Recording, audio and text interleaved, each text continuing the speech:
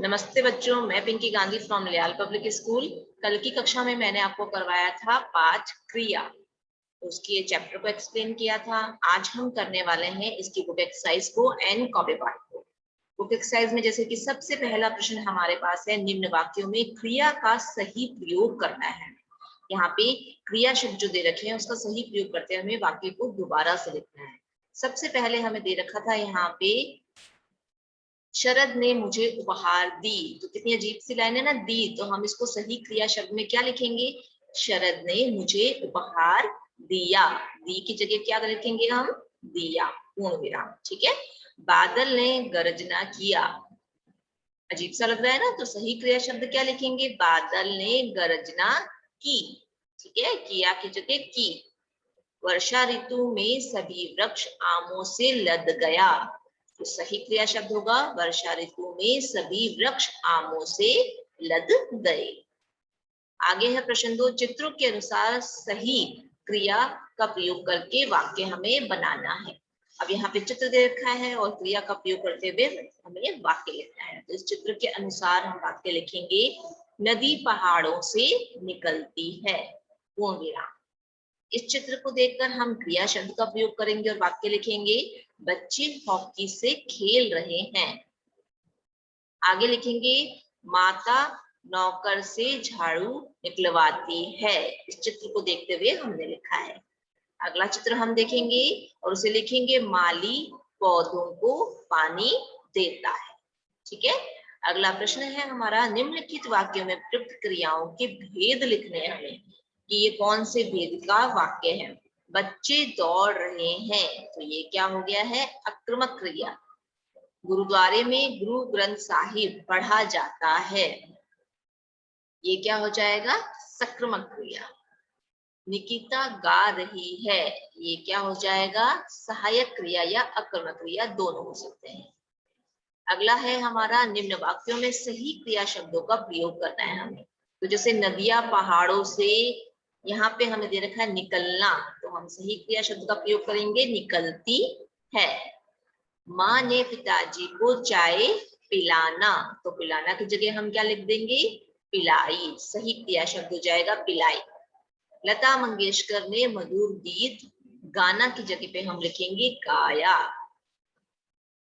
आगे है, निम्नलिखित क्रियाओं को सक्रमक में बदलकर हमें लिखना है। मैं खेलता रहा, तो इसमें सक्रमक क्रिया में हम क्या लगाएंगे? गेंद का प्रयोग करना है, तभी क्या हो जाएगा? ये सक्रमक क्रिया हो जाएगा। मैं गेंद से खेलता रहा। नीरा गाती है, तो क्या हो जाएगा? अभी तक ये आक्रमक है, लेकिन जब हम इसमें गीत डालेंगे तो ये क्या बन जाएगा? सक्रमक हो जाएगा। नीरा गीत गाती है, पूर्ण विराम। फिर से हमारे पास आ रहा है आक्रमक वाक्य, वह खा रही है, और आम का प्रयोग करते ही वो क्या हो जाएगा? सक्रमक हो जाएगा। वह आम खा रही है। अगला प्रश्न है, क्रिया से आप क्या समझते हैं? परिभाषा लिखनी है। जिस शब्द से किसी कार्य के करने अथवा होने का बोध हो उसे क्रिया कहते हैं। यहाँ पे हमने परिभाषा को लिखा है। आगे हमारे पास है, निम्न वाक्यों में सही पर हमें टिक का निशान लगाना है और गलत पर हमें गलत का चिन्ह लगाना है।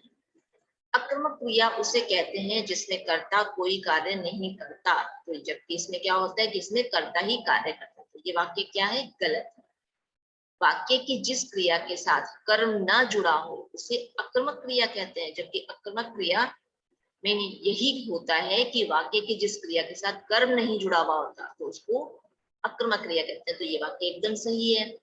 दो या अधिक क्रियाओं का एक साथ प्रयोग होना क्या कहलाता है? संयुक्त क्रिया। जैसा कि मैंने आपको कहा था, नाम से ही हमें पता चलता है, जहाँ पे संयुक्त क्रिया होती है, दो या दो से अधिक क्रियाएं होती है, तो उसे संयुक्त क्रिया कहते हैं। तो ये वाक्य क्या है? एकदम सही है। आगे है, सही विकल्पों का चयन कर उन पर हमें टिक का चिन्ह लगाना है। क्रिया कहलाता है, क्या कहलाता है? कार्य का होना, कार्य का करना, या कार्य का करना या होना। तो कौन सा सही है? कार्य का करना या होना।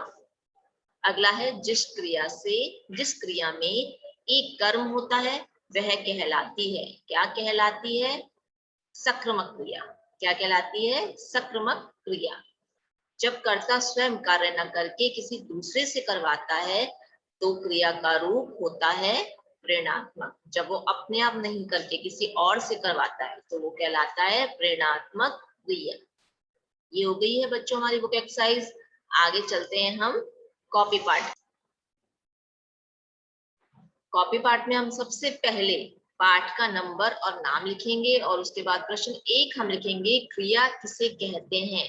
इसके कितने भेद होते हैं। तो जिस शब्द से किसी कार्य के करने अथवा होने का बोध होता है उसे क्या कहते हैं, क्रिया कहते हैं। यहाँ हमें परिभाषा लिखनी है कि जिस शब्द से किसी कार्य के करने अथवा होने का बोध होता है उसे क्रिया कहते हैं। अब हमें बताना है क्रिया के कितने भेद होते हैं। तो कर्म के आधार पर क्रिया के 2 भेद होते हैं, अक्रमक क्रिया और सक्रिमक क्रिया। संरचना की दृष्टि से अन्य क्रियाएं ये थी, कर्म के आधार पर 2 होती हैं और संरचना के आधार पर होते हैं 4। कौन कौन से होते हैं, संयुक्त क्रिया, विक्रमक क्रिया, ऋणात्मक क्रिया और सहायक क्रिया। ठीक है, आगे बढ़ते हैं। निम्नलिखित वाक्यों में प्रयुक्त क्रियाओं के भेद हमें बताने हैं। बच्चे दौड़ रहे हैं तो कौन सी क्रिया है, अक्रमक क्रिया। गुरुद्वारे में गुरु ग्रंथ साहिब पढ़ा जाता है तो ये क्या है, सक्रिमक क्रिया। निकिता गा रही है तो क्या हो जाएगा, अक्रमक क्रिया। ठीक है, कॉपी पार्ट में हमें 2 ही प्रश्न करने हैं। ये हो गए है बच्चों हमारा पाठ क्रिया, उसकी book exercise and copy part.